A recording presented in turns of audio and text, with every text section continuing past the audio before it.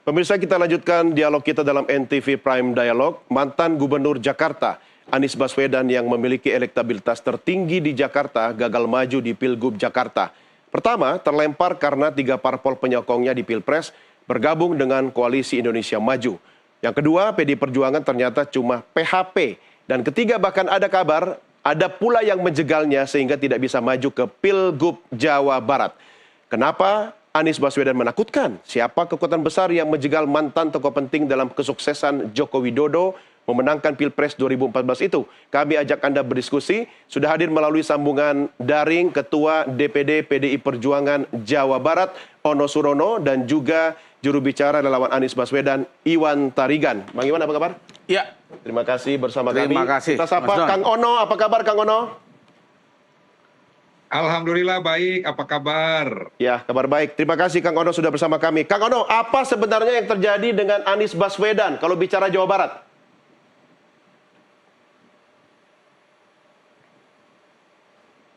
Ya, Kang Ono, apa yang terjadi dengan Anies Baswedan kalau bicara Pilgub Jawa Barat? Oke, jadi memang ini waktunya yang sangat sempit ya. Jadi PDI Perjuangan menetapkan pasangan calon untuk pilkada itu di tahap ketiga itu Jawa Barat tidak termasuk. Ya. Nah, sehingga tentunya Jawa Barat dengan wilayah yang sangat besar, jumlah pemilih yang sangat besar, dan PDI Perjuangan belum memutuskan pasangan calon gubernur wakil gubernur, DPD partai harus menyiapkan berbagai macam alternatif ya dengan waktu yang sangat singkat. Nah, sehingga Senin diumumkan tahap 3, Selasa kita mulai komunikasi dengan DP Partai, dan hari Rabu saya memberanikan diri untuk menawarkan sebuah proposal ke DPP Partai terkait dengan figur Pak Anies yang tidak jadi maju di DKI untuk maju ke Jawa Barat. Nah, jadi hari Rabu itu saya sudah menyampaikan permohonan kepada DPP Partai. Ya. Dan direspon berdasarkan informasi yang saya dapat bahwa ada tim dari PD Perjuangan yang melakukan komunikasi dengan tim Pak Anies di hari Rabu siang kalau tidak salah, dan di situ timnya Pak Anies menyampaikan Pak Anies tidak mempunyai peta politik di Jawa Barat, tidak mempunyai survei, belum mempunyai jaringan terkait dengan Pilkada Jawa Barat. Nah, sehingga melalui timnya Pak Anies hari Rabu itu menyampaikan Pak Anies tidak siap untuk maju di Jawa Barat. Nah, tapi hari Kamis siang itu berubah, saya mendapatkan informasi Pak Anies akan siap maju ke Jawa Barat, tapi dengan catatan. Catatannya tidak hanya PD Perjuangan, tapi Pak Anies butuh dukungan dari satu kelompok, satu organisasi, satu entitas ya, untuk bisa bersama-sama PD Perjuangan untuk mendukung Pak Anies sebagai calon gubernur Jawa Barat. Ya. Nah, sehingga saya pun langsung bergerak bagaimana menghubungi satu kelompok entitas tersebut, dan pada akhirnya memang kelompok tersebut tidak bersedia mendukung. Siapa itu, Kang? Kelompok apa itu yang dihubungi, yang diajak? Ya, saya tidak menyebutkan kelompoknya, tapi jelaslah gitu kan bahwa ini kelompok yang sangat besar di Jawa Barat, dan dia menyampaikan ada keterikatan lah terkait dengan keputusan mereka dengan satu kekuatan besar yang saya tangkap seperti itu.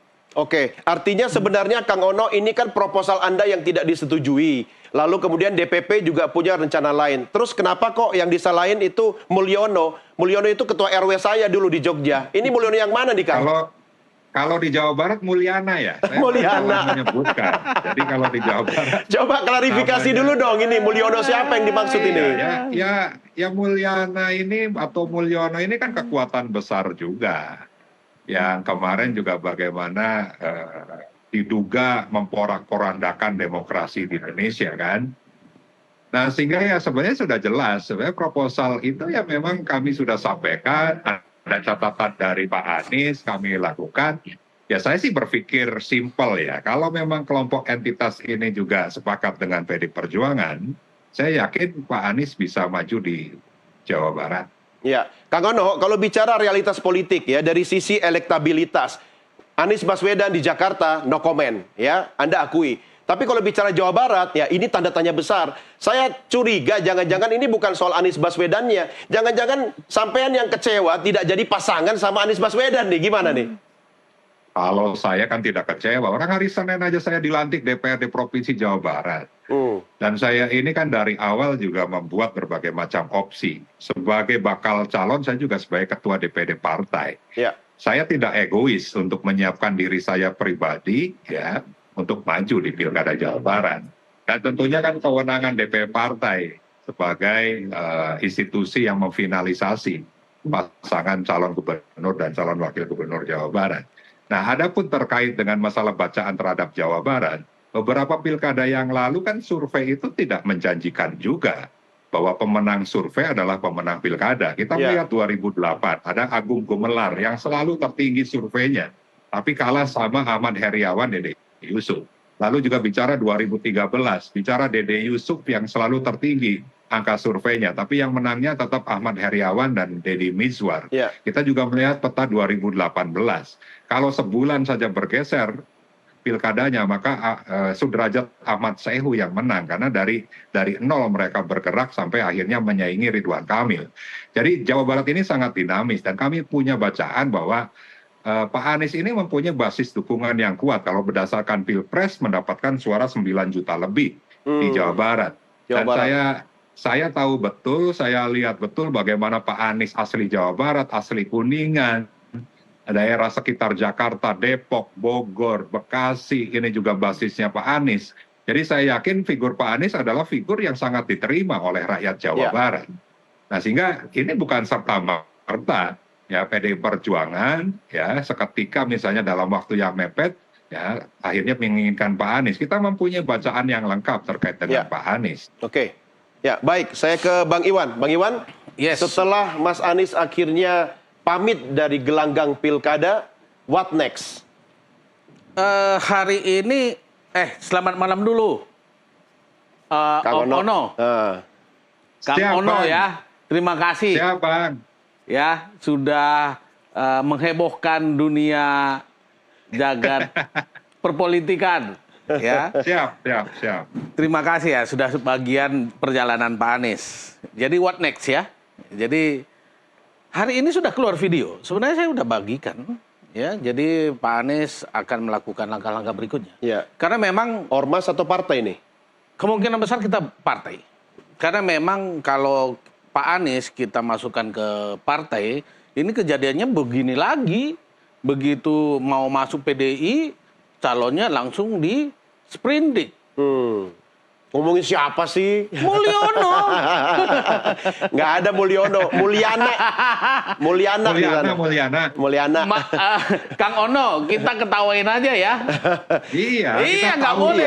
Jadi, tapi yang penting bagaimana itu langkah berikutnya. Yang namanya politik realitasnya begitu ya kan, kuat-kuatan. Sekarang Anies Baswedan akan kemana? Partai politik, itu kapan? Bagaimana relawan atau teman-teman pendukung ini? Ya, kita siap. Karena memang begini. Saya membawahi relawan itu 1015. Jadi kita punya kekuatan relawan itu jutaan. Ya. PDIP ya, itu anggotanya itu, KTA-nya itu 12 juta. Ya. Ya, jadi kita sangat optimis dengan dukungan yang kira-kira 40 juta seluruh Indonesia. Emang Anda yakin akan didukung oleh simpatisan PDIP? Kita mau buat partai, Mas. Jadi yang PDIP itu yang anak buahnya Kang Ono juga kira-kira akan pindah ke partai baru begitu? Iya, kita lihat nanti lah. Anda ngajak berantem ini.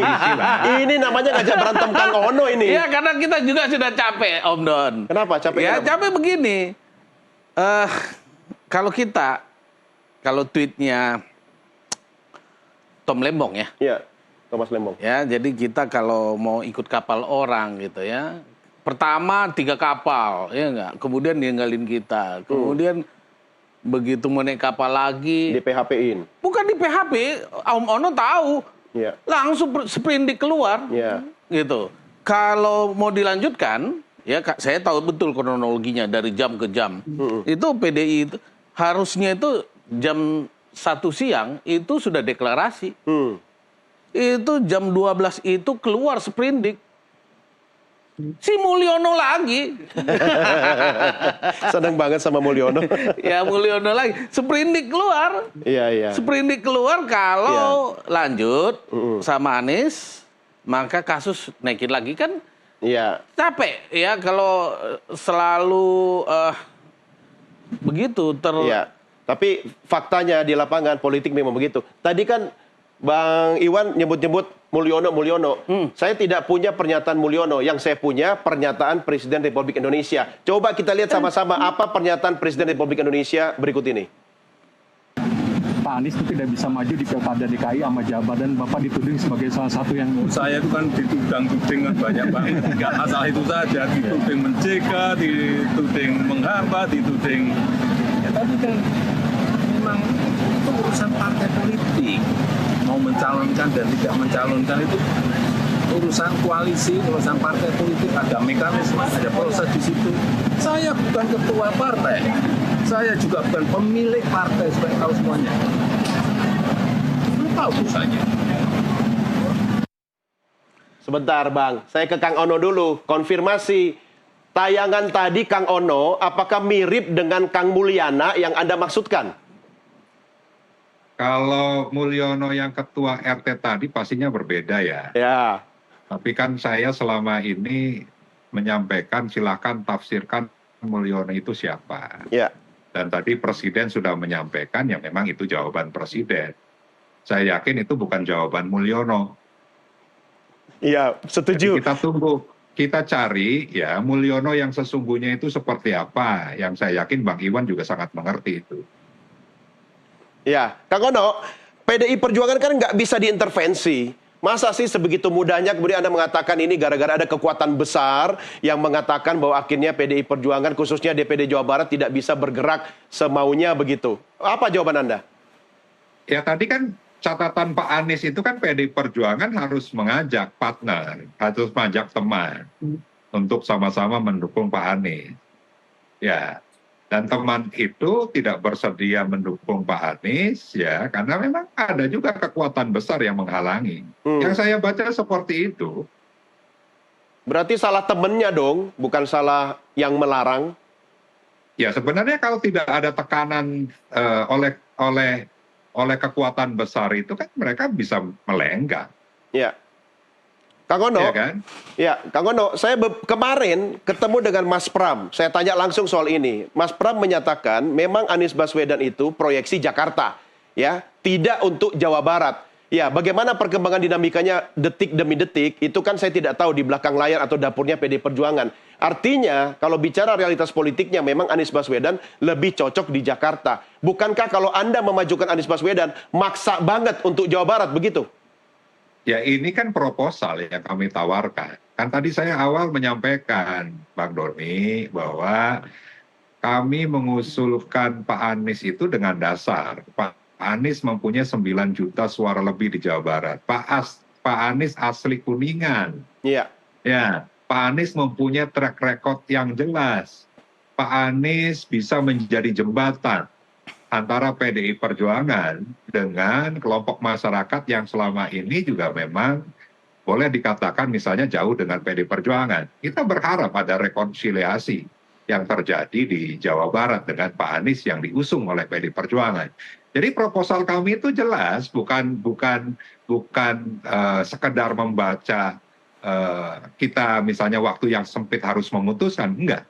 Tapi yang tentunya tadi Pak Anies pun mempunyai bacaan. Timnya pun mempunyai bacaan. Nah, dengan waktu yang singkat itu memang apa yang diinginkan oleh Pak Anies tidak bisa terjadi, tidak bisa terpenuhi karena ya tadi saya bilang ada kekuatan besar yang menghalangi itu. Ya, oke. Dan sekarang ketika Anies Baswedan declare akan bikin partai politik, bagaimana sikap politik Anda? Ya apresiasi lah. Memang kita kan konstitusi kita kan menjamin hak setiap warga negara. Ya, untuk berkelompok, ya termasuk membentuk partai. bagaimana aspirasi rakyat itu harus tersalurkan. Dan partai politik ini kan menjadi keniscayaan secara konstitusional untuk bisa memperjuangkan aspirasi rakyat. Jadi saya apresiasi kalau Pak Anies dan kawan-kawan ingin membuat partai politik. Ya. Kita akan ketemu di 2029 dan bisa saja partai politiknya Pak Anies bekerja sama dengan PDI Perjuangan. Ya, itu bisa terjadi. Atau bisa juga Kang Ono tiba-tiba pindah jadi ketua DPP di partainya Mas Anies, begitu ya?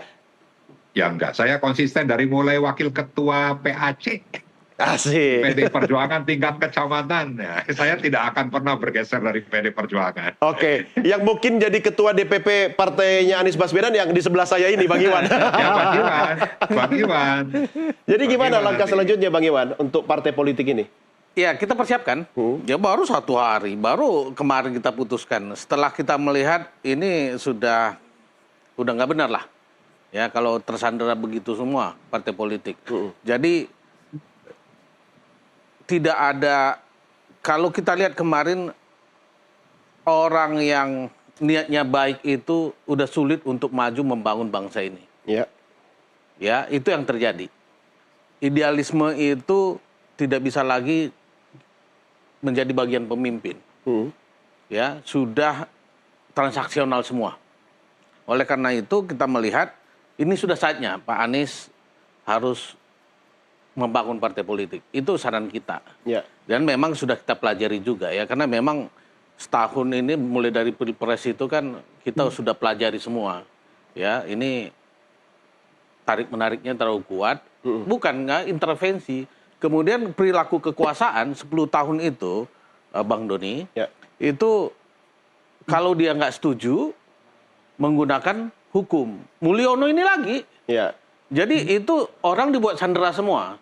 Jadi memang sengaja pemimpin-pemimpin itu dipilih yang bermasalah. Itu strategi.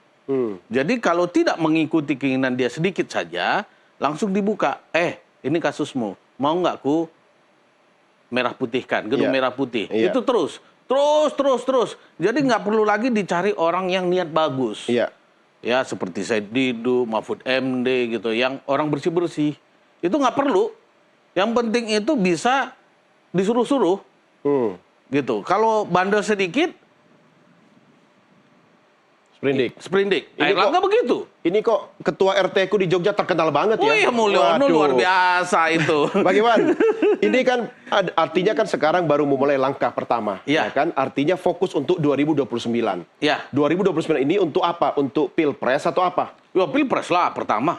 Ya, kalau memang niatnya untuk Pilpres, kenapa menghabiskan energi di Pilkada serentak gitu loh? Ya udah kan, fokuskan aja untuk bikin partai Pilpres 2029. Kita pilkada nggak ikut kan? Kok Iya, habis tenaga? kemarin ini kan lagi cari perahu gitu loh. Maksud saya, ya sudah gitu loh.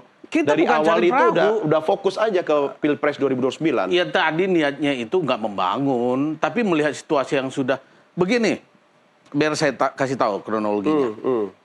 Begitu selesai Pilpres, Ya, warga Jakarta itu ada kasus, ya kasus itu KJMU, KJP, kartu lansia itu, ya, ya sama Kampung Bayam, ya itu warga Kampung Bayam pertama itu yang sudah diberikan sertifikat oleh Pak Anies, karena Pak Anies itu kan sebenarnya kalau PDI itu visi misinya, Pak Anies itu nilai-nilainya, Ya. Pak Anies itu memang Cocok, nilai-nilainya masuk. juga untuk orang Ya. kecil kan, jadi Kampung Bayam itu yang susah. Kemudian dia bangunkan apartemen, diberikan yang bagus, Ya. itu sudah diberikan sertifikatnya, nggak diberikan menempati. Iya, artinya Ya kan? Bang Iwan, Saya cerita kalau- sedikit. iya. Nah, itu datang ke rumahnya Pak Anies. Pak Anies begini kami. KJMU itu mahasiswa dari 18.000 turun jadi 7.000. Jadi banyak yang putus kuliah. Ya kan? Kemudian kartu lansia itu dari 600.000 yang didapatkan lansia yang bukan PNS itu jadi 300.000.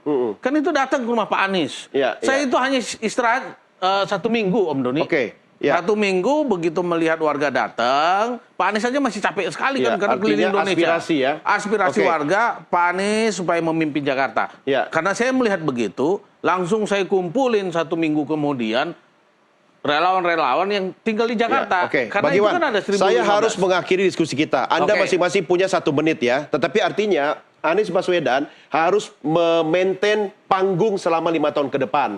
Kalau Ya. jadi gubernur di Jakarta kan itu panggung ya, spotlight, Ya. semua kamera menatap ke Anies Baswedan. Betul. Artinya itu PR Anda, Ya. kan? 5 tahun harus menatap penampilan depan publik gitu kan. Betul. Nah, PR-nya adalah selama 5 tahun ke depan apa yang mau dilakukan dalam partai politik itu?